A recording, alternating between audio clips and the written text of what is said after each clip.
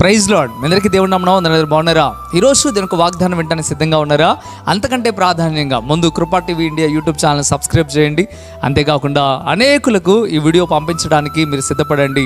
అంతేకాకుండా వీడియోని లైక్ చేయండి. దేవుడు నీతో మాట్లాడితే తప్పక లైక్ చేయండి. మంచిది.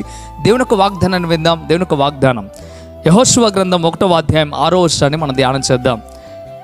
నిన్ను నేను విడువను, నిన్ను ఎడబాయను, నిబ్బరము కలిగి ధైర్యంగా ఉండుము అని చెప్పడం ప్రారంభిస్తున్నాడు. దేవుని యొక్క వాక్యం చెప్తున్న మాట, నేను నిన్ను విడువను, నిన్ను ఎడబాయను, నిబ్బరం కలిగి ధైర్యంగా ఉండమని దేవుడు చెప్తా ఉన్నాడు. ఇంతకీ ఎవరితో చెప్తున్నాడు ఈ మాట? ఈ మాట ఎవరికి వర్తిస్తుంది అనే విషయాన్ని మనం గమనించాలి. ఈ మాట దేవుడు నేరుగా యెహోషువతో చెప్పడం ప్రారంభిస్తూ ఉన్నాడు. యెహోషువతో ఎందుకు ఈ మాట చెప్పాడో మనం అర్థం చేసుకుంటే మనతో కూడా దేవుడు ఈ మాట చెప్తున్నాడా లేదా అనే విషయం మనకు అర్థమవుతుంది. యెహోషువ ఎన్నో కష్టాల్లో, బాధల్లో, ఇరుకుల్లో, ఇబ్బందుల్లో ఇదిగో ఆయన ఉండవలసిన పరిస్థితి వస్తూ ఉంది. అందుకే దేవుడు ఈ మాట చెప్పడం ప్రారంభిస్తూ ఉన్నాడు. యెహోషువ దేవుని ఎంత నమ్మకంగా ఉన్నాడు. యెహోషువ సేవకుడి దగ్గర నమ్మకంగా ఉన్నాడు. యెహోషువ భక్తి కలిగిన కుటుంబంగా ఉంది. అందుకే దేవుడు యెహోషువతో మాట్లాడటం ప్రారంభిస్తూ ఉన్నాడు. ప్రియమైన జనాంగమా, దేవునితో మాట్లాడుతూ ఉన్నాడు. నువ్వు నిజంగా భక్తి కలిగిన వాడవైతే, నిజంగా విశ్వాసం కలిగిన వాడవైతే, నిజముగా ప్రభు మీద నువ్వు ఆధారపడగలిగితే దేవుడు ఈ మాట నీతోనే మాట్లాడుతూ ఉన్నాడు.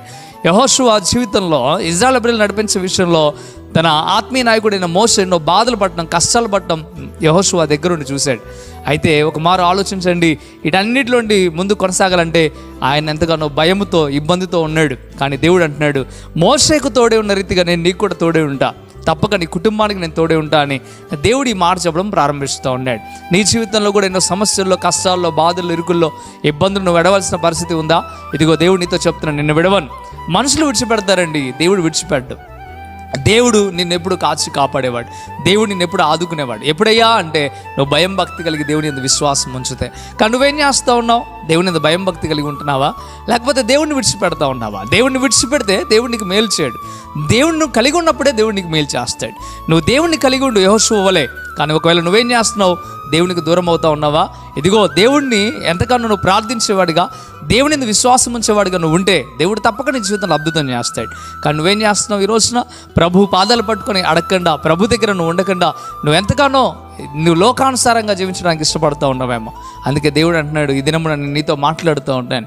యెహోషువకు తోడే ఉన్నట్లుగా నీకు తోడే ఉంటా, కానీ నువ్వు నమ్మకంగా, యథార్థంగా ఉండు, భక్తి కలిగి ఉండమని దేవుడు చెప్తా ఉన్నాడు. ఈ వాగ్దానం ద్వారా ప్రభు నీతో మాట్లాడినట్లయితే తప్పక ప్రార్థనలు ఏకీభవించి, ప్రభువా నన్ను జ్ఞాపకం చేసుకోనైనా అని ఒక మాట అడుగుదాం. కళ్ళు మూసుకుందాం, ప్రార్థన చేద్దాం. పరిశుద్ధుడా, వందనాలు ప్రభువా, నేరుగా నీ బిడ్డల హృదయానికి తాకున్నట్లుగా, నాతో తాకున్నట్లుగా మీరు మాట్లాడారు. నిజమే, నిబ్బరం కలిగి ధైర్యంగా ఉండగలిగిన స్థితి మాది ప్రభువా. అయ్యా మీకు వందనాలు, మీరు మాకు తోడున్నారు. అయ్యా మీరు మమ్మల్ని విడవనని మీరు చెప్తా ఉన్నారు. అయ్యా మీరు నిబ్బరం కలిగి ధైర్యంగా, విశ్వాసంతో ముందు కొనసాగడానికి సహాయం తెచ్చండి. మీరు బలపరిచి స్థిరపరచండి. అయ్యా ఈ మాటల ద్వారా మీరు బలపరుచినందుకు వేలాది స్తోత్రం, నీ ప్రజల్ని దర్శించినందుకు వేలాది స్తోత్రం.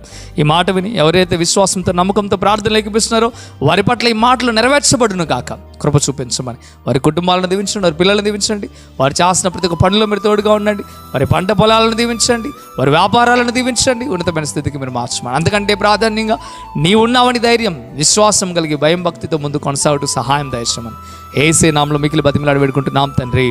ఆమేన్, ఆమేన్. మంచిది. ప్రియమైన బిడ్డలారా, ఈ కొండ ప్రాంతంలో జరుగుతున్న పరిచర్యను ప్రోత్సహించాలని ఆశ మీకు ఉండినట్లయితే తప్పక మీరు మమ్మల్ని సంప్రదించండి. ప్రభు మీకు తోడుగా, నేడుగా ఉండి నడిపించి, దీవించి, ఆశీర్వదించును గాక. ఆమేన్. God bless you.